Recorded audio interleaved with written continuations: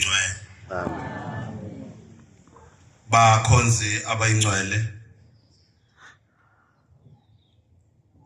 Siyakhumbuzana njalo njengoba izwi lenkosi lasho njalo. Kubili kuphela engifisa ukuba ngedlule kukho.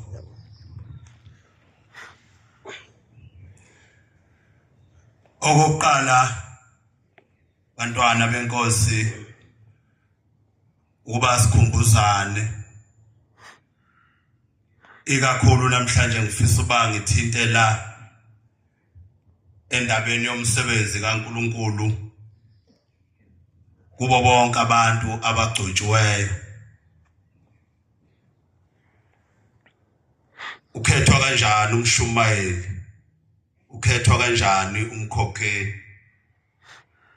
Umvangeli ke kakhethwa, umfundisi kakhethwa.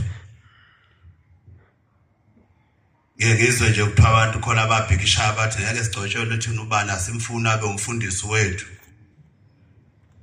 Ubani abe umvangeli wethu asimfuni. Angazi ke ngoba lezi zinhla zombili ayivotelwa. Kodwa ngifisa uba ngikhulume ngalezi ezimbili.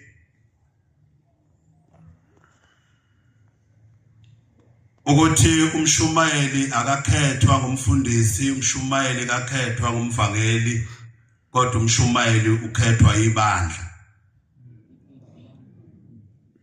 Limkhetha kanjani ibandla umshumayeli na?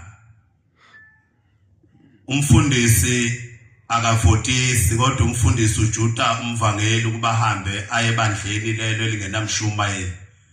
Ameluleke umvangeli ukuthi uzofika thini ebandleni uma selikhetha umuntu ozoba ngumshumayeli. Naye umvangeli kayihambeli awuvotisi ibandla engathunyiwe ngumfundisi. Uma efika umvangeli ebandleni uyaleluleka kuqala ibandla ukuthi ngithunyiwe. Thunywe ngabavangeli nabefundisi uma bebaningi baleyo ndawo ngoba phela umfundisi waleyo ndawo akagcoba umfundisi kwelinye izwe angaphethe kulo. Ngithunywe ngumfundisi libandla ukuthi bhekani umuntu ozonibhasoba. Ebese leluleka ke umvangeli ibandla ukuthi umuntu okhethwayo onjani. Akuvele kuvotwe nje. Uqala beka umthetho oqala ukuthi umuntu okhethwayo